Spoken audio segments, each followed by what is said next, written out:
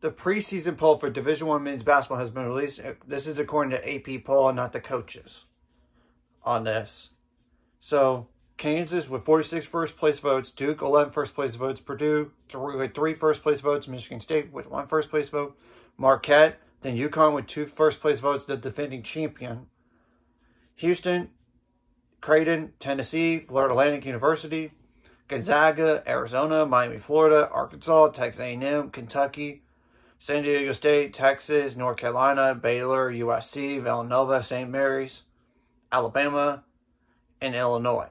That's the top 25 right there. Receiving vote teams are Wisconsin with 53 votes, Colorado with 49, St. John's with 47, UCLA 47, Maryland 34, Virginia 27, Auburn 27, TCU 24, Mississippi State 20, Kansas State 13, Xavier 8, Memphis 7, Missouri 6, Boise State 4, Indiana 3, Charleston 2, Florida 2, Drake 1, New Mexico with 1 vote.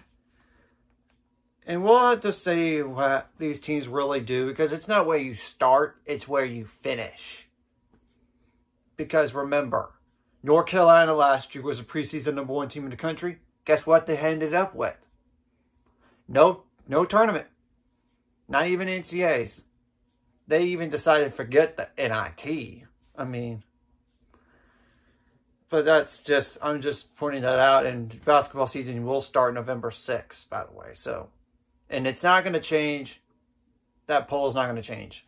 And I'm not going to change my top 10 and outside teams looking in until games are really played here. So, okay. So my top 10 for Division I men's basketball goes as follows: Kansas, Duke, Michigan State, Marquette, Purdue, UConn, Creighton, Houston, Florida Atlantic University, and Tennessee.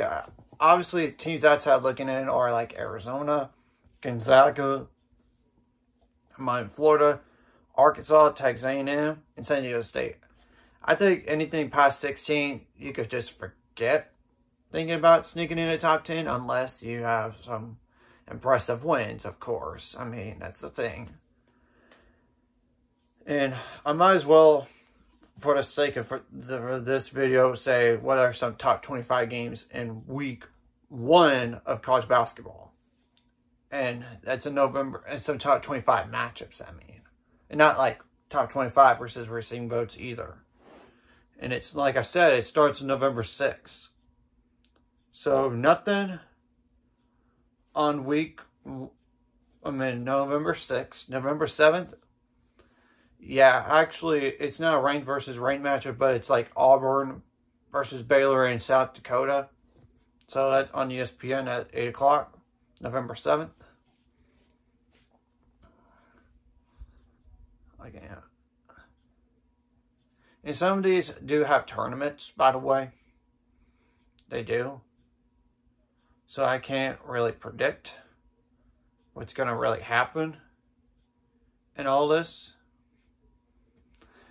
And it looks like there is no top 25 matchups. So you don't have to think about me going over that, because there's nothing. I mean, I'm sure they're not going to change polls until games are played. And by the way, once the basketball season starts, if there are upsets that occur, I'm going to go over every single one from the day before. So just keep an eye out for that down the line when basketball season starts.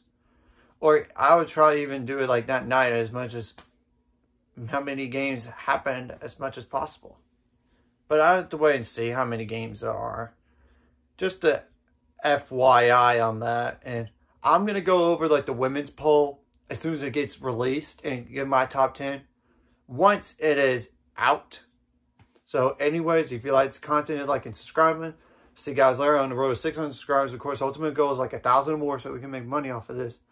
In addition, like liking the video, commenting the video, watching even helps the YouTube algorithm so more people can see it. And hit the notification bell as well so you don't miss any of these videos here.